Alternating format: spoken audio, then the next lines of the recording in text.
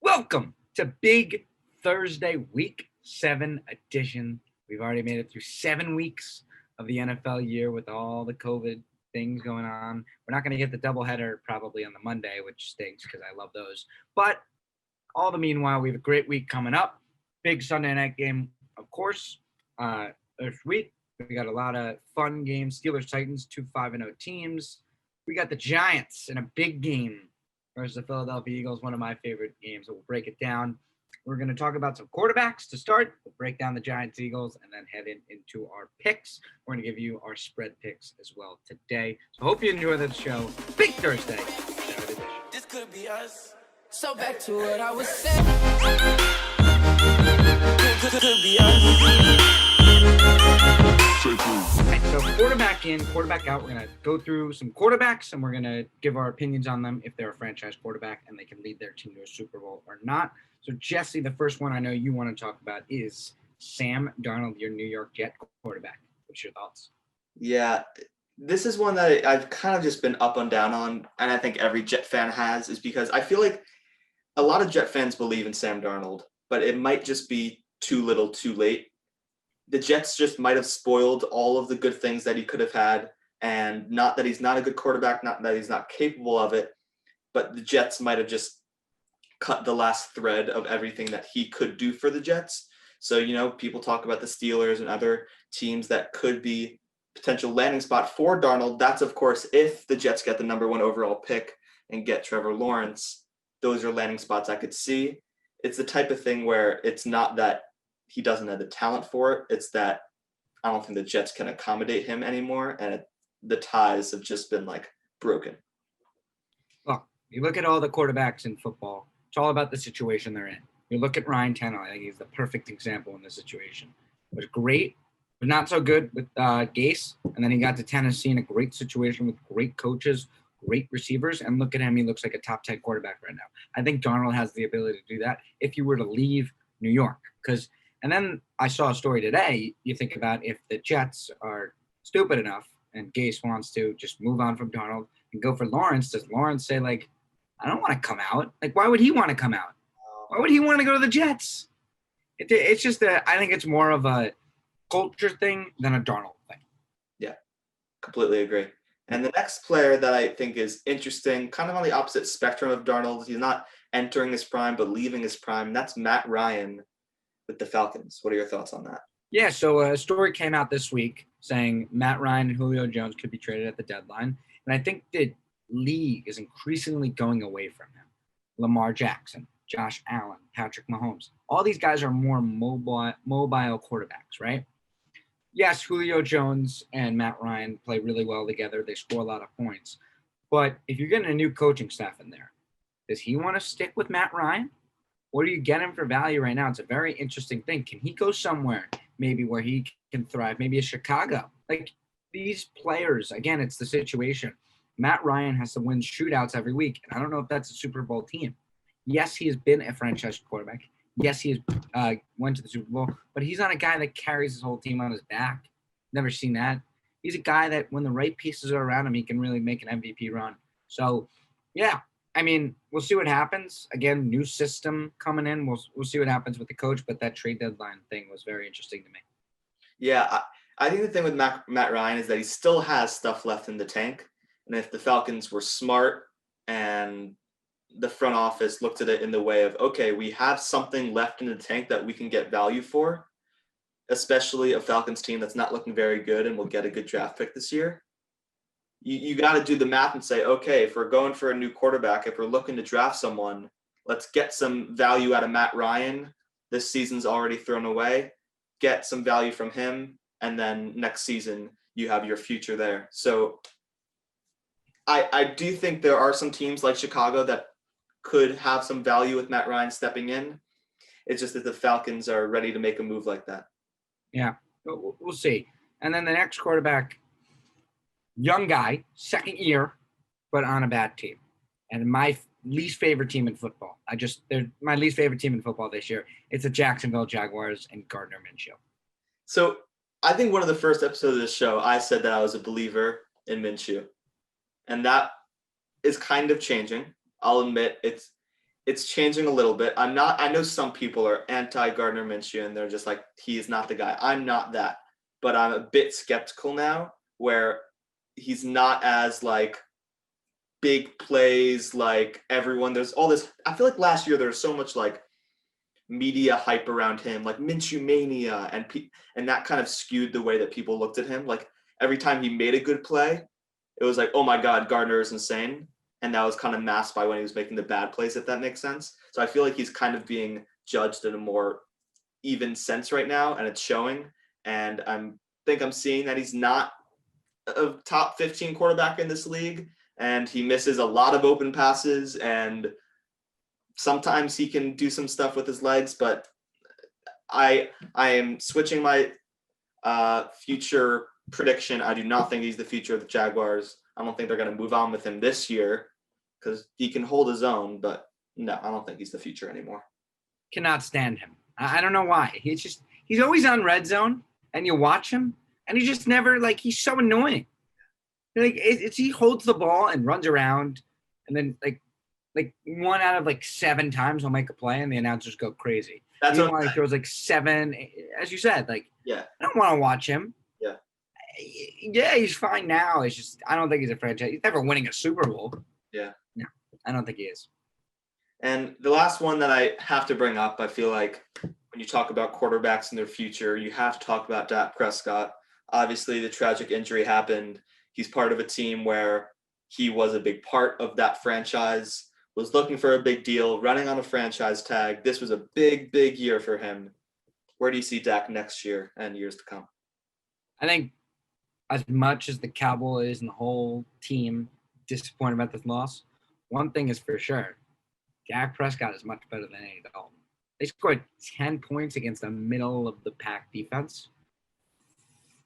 Prescott, he's got to be, like, if this continues, he's going to get paid. I mean, I think he's a leader. Yes, he might not have the best throwing arm in football, but he does have those leadership skills. I think the whole Dallas team with the coaching is a mess. It's always been a mess because Jerry doesn't want someone that will overstep him. But I think Dak Prescott, he brings consistency. He's the face of this league, and I just don't see the Cowboys giving up on him. So I think he's a franchise quarterback in their eyes, and I think he would be on every other team because of his popularity right now, the way he takes the league, and where he took the league last week when he got hurt. A lot of people were disappointed. He's one of the great guys in this league, and I think he's a guy that will be around for a while. Yeah, but I do agree with you, but we do have to remember that this is a business, and to the core, the NFL is a business, and Jerry Jones knows that.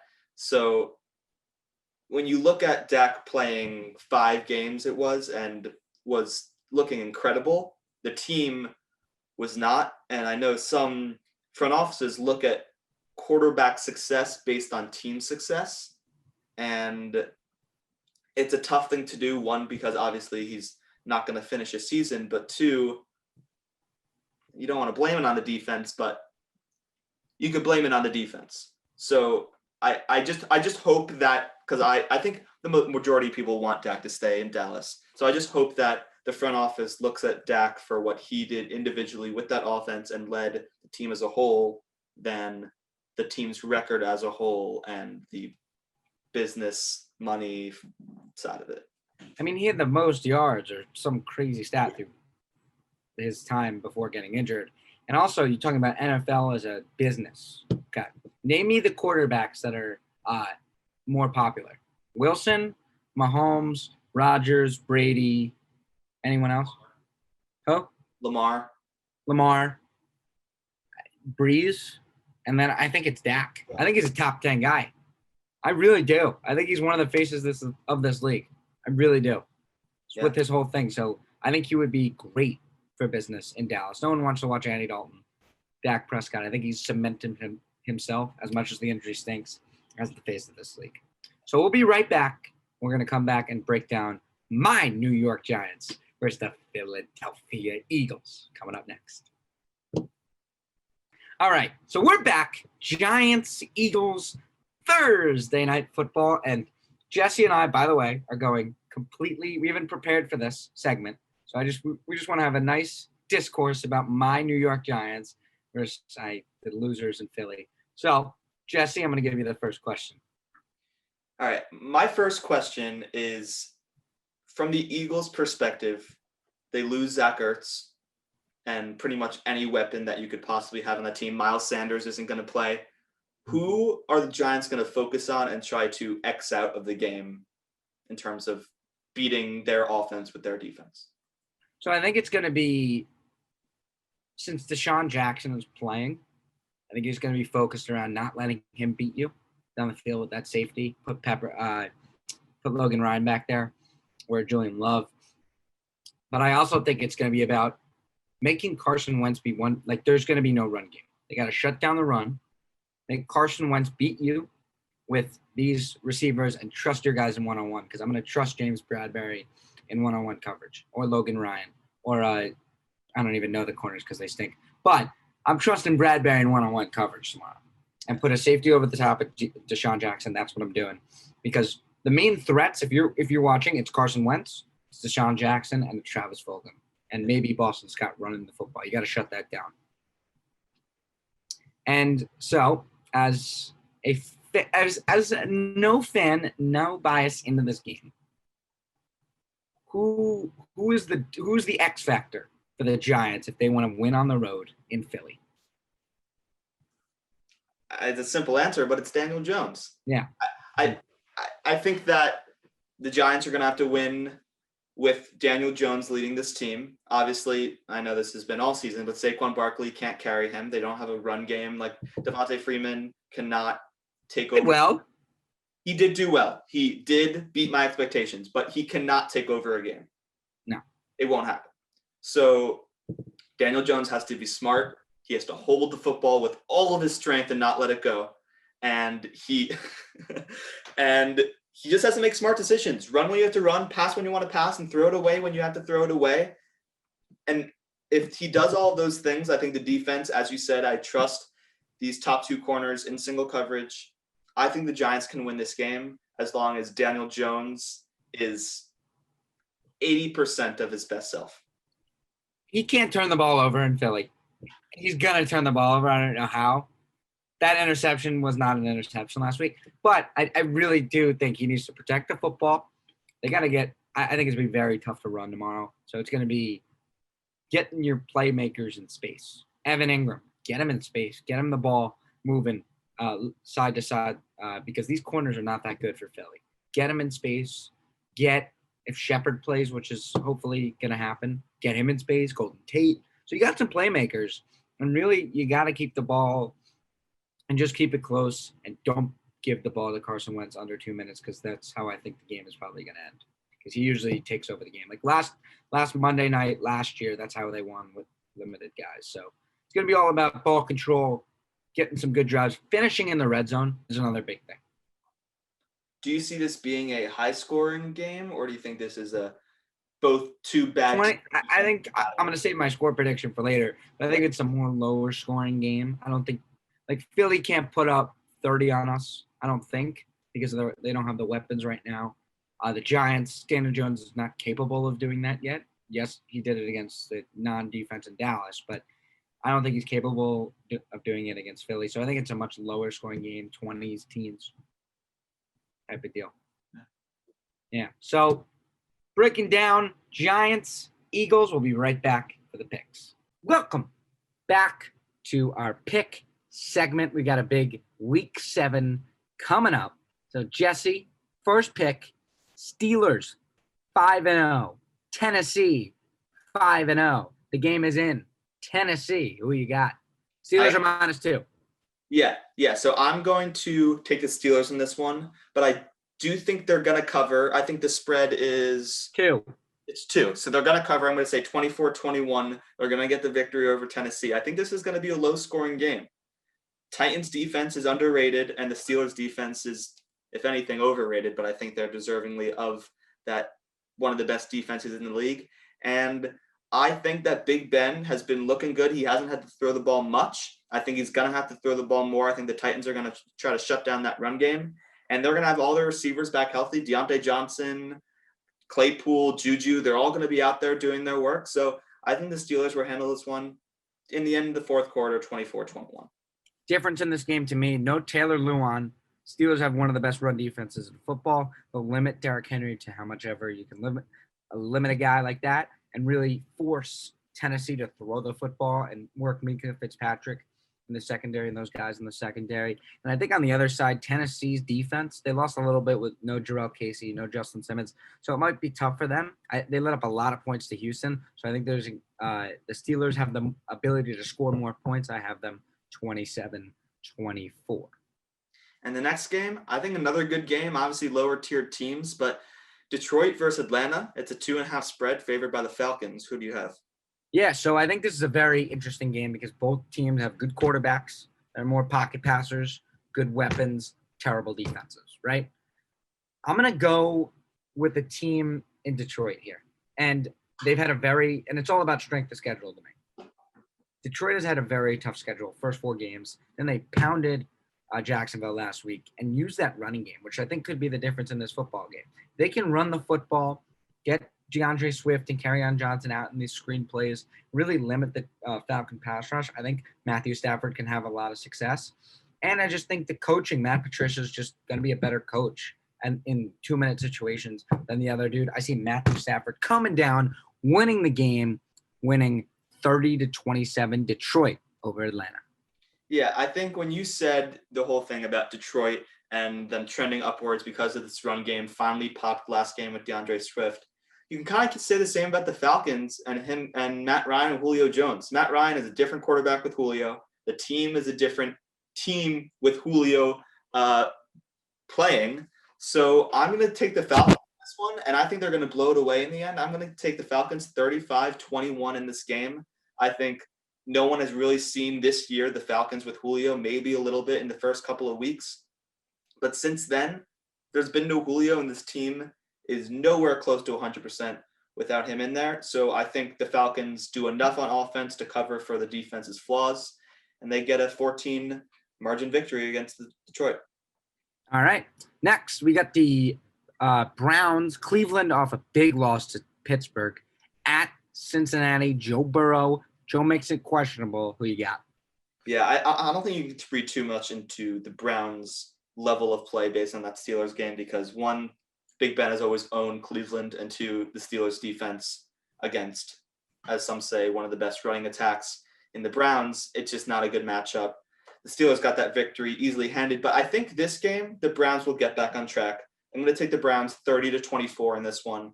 I think, especially with Joe Mixon being questionable, the Browns' run game will get back on track. Odell will be dynamic as usual, and they'll get the victory. Yeah, I think this game is all about health. I literally was just going to pick the Bengals, but I think that Myles Garrett off the edge could be a really big problem because you saw that in that Baltimore game when Baltimore just absolutely blitzed Cincinnati to pieces. So I think Cleveland can control the game a little bit, but with that being said, Cincinnati is going to have success through the air. It's going to come down to health here. Is Baker Mayfield healthy? Is Joe Mixon healthy? So as of now, I'm going to pick Cleveland because of the better team, but this game is very much a toss-up to me. So I'm going to have Cincinnati covering the 3-point spread, and they lose 24-23 to Cleveland. But a very tight game. Like my pick for later in the week will come once the injuries are announced with Baker and Joe Mixon. Next, we have the Panthers and the Saints. Saints are favorites by 7.5. Yeah, Teddy B off a tough loss, but here in this one, Saints off a bye, very tough to beat. Very tough to beat. I mean, Kamara should get going in the run game. Saints win 27-21. Panthers cover because Teddy B's too good, but Saints cover 27-21. Yeah, I had the Saints 28-24, but I don't think they're going to cover. I think this game is going to be closer than people expect. I feel like the Panthers had a down week, but we've seen a good Panthers team. We've seen a well-performing Panthers team, and a well-performing Panthers team against a poor-performing Saints team. They can even beat this team. I'm not calling that they're going to get an upset here, but I think they're going to keep it close. But I'm not going to root against Drew Brees and the Saints after a bye week. All right, Bills, Jets. Bills favored by 13.5 on the road. Here I am again telling the opposing team that they're going to cover the Jets again. I'm going to take the Bills 35-10. I think the Jets have I feel like every time I pick a Jet game, I pick them with 10 points, and that seems to what they get a field goal. They only have a field goal through 3 quarters, and then with like 2 minutes left in the fourth quarter, Jamison Crowder has like a 20-yard touchdown, and it looks a little bit better on paper. But there's no way the Jets get close to beating the Bills. The Bills are the best team in the division. Josh Allen, even with having a down week, he is a very good quarterback, and they have weapons everywhere. I don't think it's close. Prove it wrong, please. Short week. That's all I got. Yeah, Bill. I'm when a team's 0-6 against the spread, I'm gonna pick them against the spread every week. So until the Jets win a game, Bills win by 10. I say they cover the 13.5. Yeah. Next, we have the Dallas Cowboys against the Washington football team. I don't have a spread for this one yet. Pick them. It's a pick 'em game. I have the Cowboys up by 4, winning 21-17. What about you? I'm gonna go with the Washington football team here. I think their defensive line absolutely shreds this Cowboy banged up offensive line. So Chase Young has a day. They all get days. They limit Zeke running the football, and I think Kyle Allen can manage a game. He moved the ball last week pretty well, and the Cowboys have one of the worst defenses in football. Washington controls both lines. At home, they get a dub. They win 23-21. So next, we got the Packers at the Texans. Packers are favored by 3.5. I'm going to take an upset in this one. I'm going to take the I'm going to take the Texans 31-30. I think this is going to be a really good game. And when you look at these two teams, at least based on their last game's performance, they're trending in opposite directions. Deshaun Watson had a really good week. I'm just saying, this is just a 1 week. Looking into teams from last week, Texans had a really good week. Deshaun Watson looked like Deshaun Watson, and Aaron Rodgers did not look like a starting quarterback. I'm not saying that that's going to be any output of what he's going to do for the rest of the season. I think he's a great quarterback. I don't think anything more than that was just a one-game thing.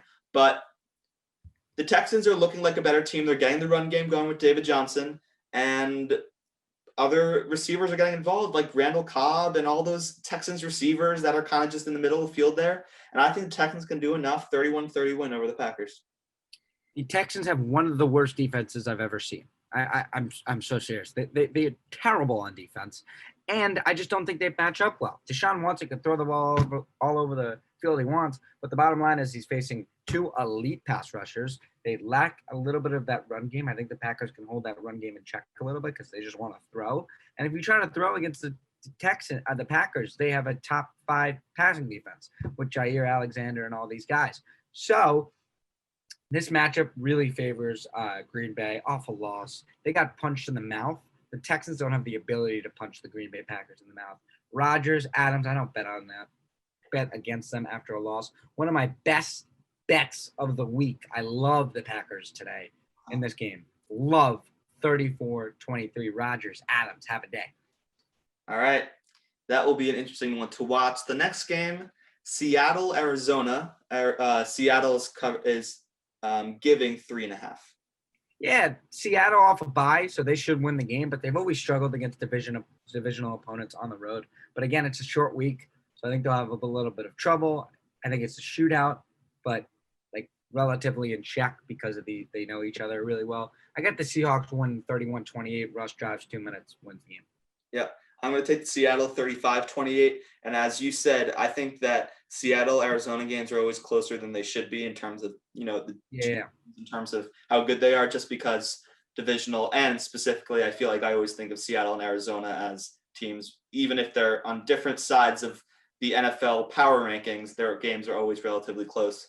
But as you said, Seattle's going to win the game, and I have them winning by 7. Jimmy G faces his old team, 49ers, on the road to take on Cam Newton and the New England Patriots. Line is 2. Who you got? I think Cam Newton gets back on track here. I'm going to take the Patriots 26-21 in this one. I think Cam is a much better quarterback than he showed in the past week, maybe even 2 weeks, you could argue. So I think the Patriots get back on track. Bill Belichick does Bill Belichick things, and they get the win. Yeah, another one of my great bets of the week. Bill Belichick off a loss. There's a lot of things that went wrong against Denver, and it was because I think it was partly due to COVID. I think they didn't get their best advantage, their coach. So I think they come out in this game, 49ers off a big win Sunday night. They needed that win 100%, but no Raheem Mostert in this game. New England can shut down the run, take away what Jimmy G wants, and that's over the middle, in between the seams, which Bill Belichick does a really good job taking away what you want, make Jimmy G make some tough throws. Really good coaching matchup, obviously. But I think Cam Newton and the Patriots roll in this game, 27-13 at home.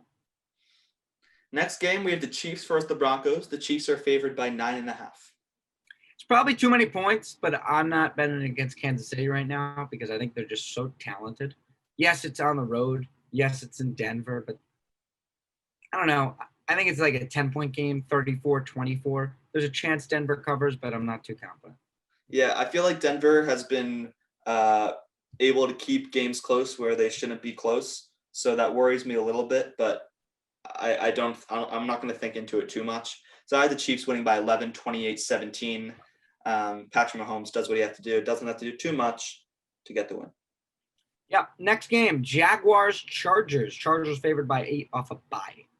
Yeah, I think the spread is too big, but I'm going to take the Chargers in this one, 24-20. Listen, I was just talking bad about Minshew, but he's still a sustainable quarterback in this league and will do enough to keep this game relatively close throughout it. But I trust Justin Herbert as a quarterback more and his weapons. Again, I hate him, so I'm never betting on him. Never, like, on the show, never will pick even against the spread. I hate him so much. I love Justin Herbert, and I love what the Chargers are doing. They might not cover in reality, but in my mind, they're going to cover. 27-16 Chargers roll. And here we have our next game, which I think it's going to be a much better game than people may expect. It's the Bucs against the Raiders. You know, some people expect the Bucs to be a Super Bowl contending team, not as many for the Raiders, but you know, this could be a closer game than people expect. Bucs favored by 3. Who do you have? Yeah, it's going to be a very close game. I really think up until the fourth quarter. The main matchup here to look for is, can the Bucs stop the Raiders running the football? And can Derek Carr's not going to be able to push it downfield as much as the Cowboys could. I mean, the Packers couldn't against this Bucs defense because they're really good. And on the other side, I think the Bucs and Brady could take advantage of a very young secondary and a pretty horrendous defense. Yes, they'll be prepared. I think the Raiders keep it close for half. The Bucs pull away, win 27-20. Yeah, I'm going to take the Bucs in this one too, but I think a underrated feature of the Bucs is Ronald Jones, and when they get the run game going, they can finish a game solely off his 2 feet. So I think if you put it only in Tom Brady's hands, as crazy as that sounds, if you cancel out that run game with Ronald Jones and force Tom Brady to finish the game and complete passes on 3rd and long, that's the way that I think the Raiders could keep this game close, but I don't think that's going to happen. I'm going to take the Bucs 32-24. They get the win. Yeah, and our Monday Night Football, we get the Bears at the Rams. The line was 7, dropped to 5.5 towards LA after the Sunday night performance. I was so back and forth in this game, but I'm going to take the Bears, and I think Big Dick Nick. Yeah, I think that the Bears is going to be a close game, and I'm going to take the Bears 27-24. Looking at the Rams game again, I'm just worried about how they're utilizing their receivers, especially when they get down in the game. Cooper Kupp, Robert Woods, they're not getting the work they should be. They're not getting involved the way they should be. And I am kind of just like starting to like where the Bears are going more and more. They keep proving people wrong, and I don't see a reason why they can't do it again. So I'm going to take the upset here, 27-24. This game, the line's a little weird. I expect it to be closer, and Vegas is always right. So I'm going to take the Rams, and I think there's a bunch of reasons. Their offense matches up perfectly against a really good defensive front. Short, quick passes. I think the key in this game is Darrell Henderson. You saw that Sunday night. He could be a star for this offense, and the Bears are much better against the pass than the run, so they should be able to utilize Darrell Henderson in the run game. Plus, on the other side, as much as I love Nick Foles, like in terms of like he's a good star or whatever, and he was great in the Super Bowl. But I don't know, they haven't scored a lot, and yes, they've been converting in the red zone. But Jalen Ramsey can guard Allen Robinson. They don't have a great run game, and I think Aaron Donald could take advantage of a middle of the pack offensive line. So I like the Rams to win it. It's close because I think 5.5 is too much with a team that's 5-1, 4-1 on the other side. So I'm going to take the Rams 24-23. All right, the final game, Thursday night football. New York Giants, Philadelphia Eagles. The line has dropped from 6, maybe up to 7, down to 4.5 because of injuries. Ertz, Sanders out, Maddox, the corner, and Deshaun Jackson are in. Who you got? I want to take the Giants so badly. Just one New York, 2 I feel like Jets fans are starting to root for the Giants and the Falcons right now. So we get the first pick. So that's part of it too. But from a pick perspective, I'm going to take the Eagles because I think that when it gets down to the fourth quarter, I trust Carson Wentz more than Daniel Jones. And I trust Carson Wentz more on a 2-minute drill than Daniel Jones on a 2-minute drill. So I'm going to take the Eagles 27-24. I don't think they're going to cover, but I'm going to take the Eagles.